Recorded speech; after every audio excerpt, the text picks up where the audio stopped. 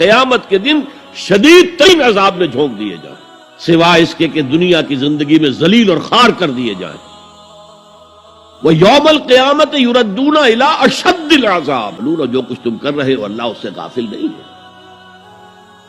تم اپنی ظاہری ٹیپ ٹاپ سے، اپنے داڑھیوں کے طول سے اللہ کو دھوکہ نہیں دے سکتے، اپنے عمروں اور حجوں کی تعداد سے اللہ کو دھوکہ نہیں دے سکتے۔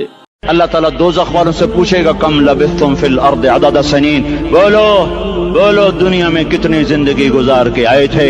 کہیں گے یومن، ایک دن، دوسرے کہیں گے غلط کہہ رہے ہیں، بعد یوم، آدھا دن، ایک دن، آدھا دن، اختلاف ہو گیا۔ میرا اللہ جواب میں کہے گا ارے بدبختو، تم نے کتنے گھاٹے کا سودا کیا، وہ دن آدھے دن کے بدلے میں بس میرا غصہ خریدا، بنار جہنم، اور آگ کو خریدا۔ جاؤ، آج کے بعد جہنم کو تالا لگ چکا ہے، تم میں سے کوئی باہر نہیں نکل سکتا۔ پھر آپ صلی اللہ علیہ وآلہ وسلم نے ایک روز ہم سے پوچھا کیا تم میں سے کسی نے کوئی خواب دیکھا ہے؟ ہم نے عرض کیا نہیں، تو آپ صلی اللہ علیہ وآلہ وسلم نے فرمایا لیکن میں نے آج رات ایک خواب دیکھا۔ اس خواب میں نبی علیہ السلام کو ان کی امت کے گناہوں کے عذابات دکھائے گئے ہیں۔ اللہم اجرنا من النار، اللہم اجرنا من النار، اللہم اجرنا من النار۔ تو نبی علیہ السلام فرمایا میں نے دو آدمی دیکھے، آپ فرمایا میں نے دو آدمی دیکھے، وہ میرے پاس آئے اور انہوں نے مجھے ہاتھوں سے پکڑا اور مجھے ایک مقدس سرزمین کی طرف لے گئے۔ وہاں ایک آدمی بیٹھا ہوا تھا اور ایک کھڑا ہوا تھا، اس کے ہاتھ میں لوہے کا ایک ٹکڑا تھا، وہ اس کو دوسرے آدمی کے جبڑے میں داخل کرتا اور اس کو اس کی گدی تک چیر دیتا، یعنی یوں ڈال کے نا، ایسے، یہ گدی یہ کہتے ہیں، یعنی یہ ہے نا، یہ پورا جبڑا چیرتا ہوا پیچھے تک، پھر اسی طریقے سے دوسرے جبڑے کے ساتھ ایسا کرتا، اور اتنے میں پہلا جبڑا ٹھیک ہو چکا ہوتا۔ استغفر اللہ، یعنی عذاب مسلسل، وہ کر کے ہٹا تو وہ واپس آ گیا، پھر دوبارہ سے تکلیف شروع۔ سر یہ ایک دفعہ نہیں برداشت ہو سکتی۔ پھر وہ اس عمل کو دہراتا تھا، تو میں نے ان آدمیوں سے پوچھا یہ کیا ہو رہا ہے؟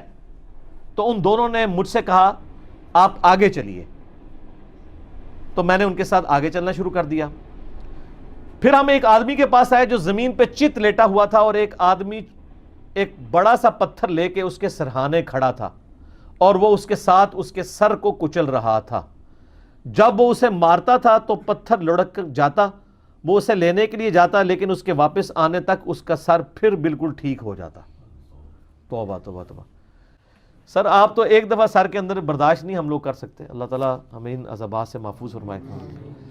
جب وہ اسے مارتا تھا تو پتھر لڑک جاتا، وہ اسے لینے کے لیے جاتا، لیکن واپس آتا تو پھر اس کا سر ٹھیک ہو جاتا، وہ آدمی اس کے ساتھ پھر وہی کرنا شروع کر دیتا، اور یہ عمل مسلسل جاری رہتا۔ میں نے کہا یہ کیا ہے؟ تو ان دونوں نے کہا یا رسول اللہ آگے چلیے۔ ہم اور آگے چلے، حتیٰ کہ ہم تندور جیسے سوراخ کے پاس آئے جس کے اوپر کا حصہ تنگ تھا جبکہ اس کا نچلا حصہ کھلا تھا، اس کے نیچے آگ جل رہی تھی۔ جب وہ اوپر اٹھتی تو اس میں موجود افراد بھی اوپر بلند ہوتے۔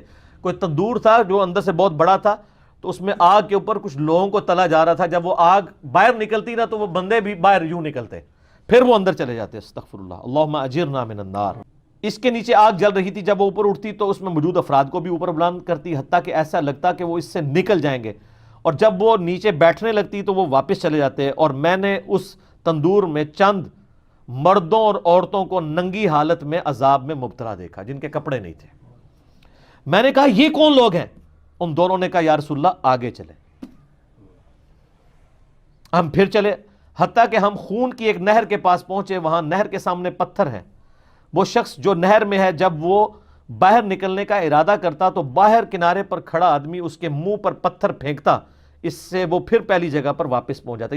وہ جب بھی نکلنے لگتا اس کے منہ پر پتھر مار دیا جاتا، پھر وہ واپس چلا جاتا۔ میں نے کہا یہ کیا ہے؟